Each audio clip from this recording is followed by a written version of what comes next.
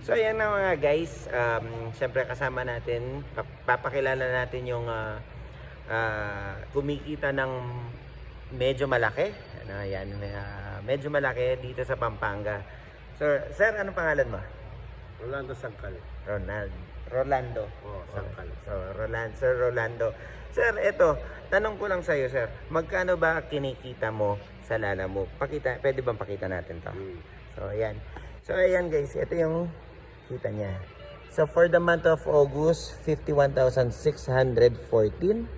And then, yung pindutin natin yung September. 45,000. Ayan. 45,000. And then, yung October is 47,000. Ayan. Sir, ano ba masasabi mo sa mga delivery rider na gusto mag-apply? At ano ba ang masasabi mo sa kanila para kumita? Ayun sir, magsipag lang sila para kumita ng ganyang kalaki. Saka may diskarte sila. Ako sa diskarte ko kasi yung diskarte din ako sa pagpunta ng Manila, ganun. Tapos meron din akong isa kasi sipag lang sir para magagawa mo din ganito palagi. Oo. Tsaga lang. Yan, sipag at saga. Kasi kung mapapansin nyo guys, ayan, motor siya ha.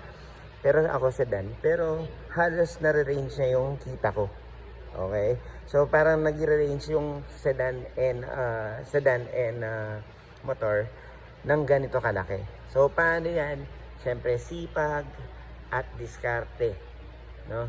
At siyempre isama mo na rin yung tiyaga, 'di ba?